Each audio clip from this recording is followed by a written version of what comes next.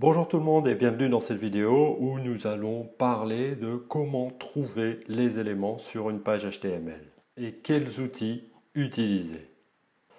Trouver des éléments HTML est la base de Selenium parce qu'on a besoin de localiser des éléments HTML dans une page web pour pouvoir exécuter des actions sur ces éléments.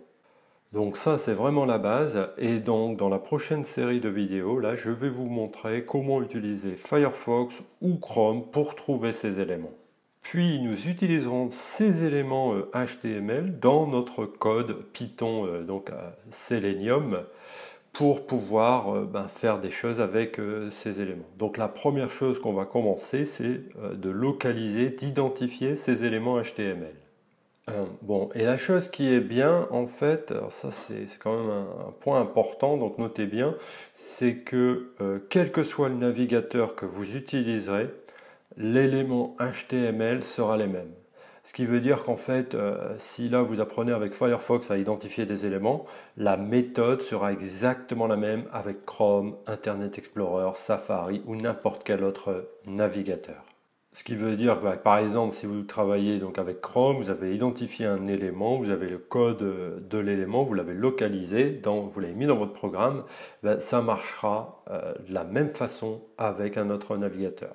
Dans les vidéos que vous allez voir ici dans cette formation, vous allez me voir de temps en temps, je vais utiliser un add-on Firefox qui s'appelle FirePath et qui m'aide en fait à trouver les éléments HTML dans les pages web.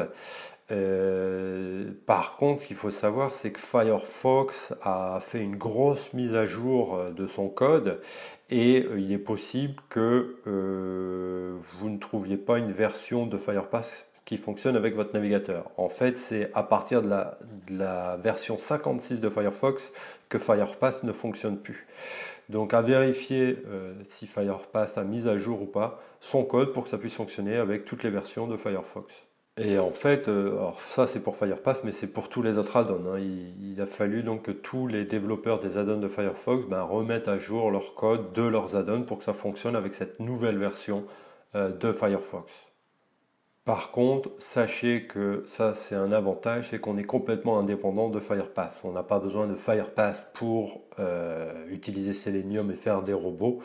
Vous pouvez aussi bien utiliser simplement Firefox tout seul ou Chrome tout seul. D'accord? Mais c'est vrai que Firefox m'aide, donc vous allez voir dans ces vidéos, je vais utiliser Firefox, c'est juste pour aller un peu plus vite. Donc regardez là par exemple, quand je clique ici pour allumer Firefox, voilà j'ai la fenêtre qui s'affiche, et si je clique sur cette petite icône à gauche, et que j'inspecte les éléments, vous voyez, je passe ma souris au-dessus, et si je clique ici sur un élément, j'ai le nœud HTML du node, donc l'élément HTML ici qui s'affiche. Vous voyez la balise input, et vous avez id égale BMW Radio, value égale BMW, name égale cars, tout ceci sont des attributs de la balise input. Ok? Et donc on va pouvoir utiliser ces attributs pour construire notre sélecteur CSS ou XPath afin de localiser certains éléments de la page web que l'on veut scraper ou utiliser un robot pour faire des automatisations. D'accord?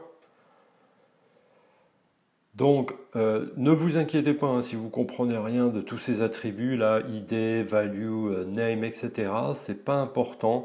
Dans cette vidéo, je voulais juste vous expliquer que quand vous me voyez utiliser FirePath, vous savez que vous pouvez le télécharger, l'installer ou utiliser une autre version, un équivalent de FirePath, aussi bien sur Chrome que Firefox, mais vous pouvez très bien vous en passer pour faire tout ce que l'on va faire dans les prochaines vidéos. Voilà, je voulais juste vous dire que ça c'est Firepath et ça m'aide à trouver les codes. Donc voilà, tout ce que je voulais dire, c'est que les prochaines vidéos, on va aussi expliquer comment identifier des éléments sans aucun add-on, avec Firefox, avec Chrome, pour que vraiment vous soyez super efficace et complètement indépendant pour pouvoir trouver ces éléments HTML. Voilà, c'était tout. Je vous dis à tout à l'heure dans la prochaine vidéo.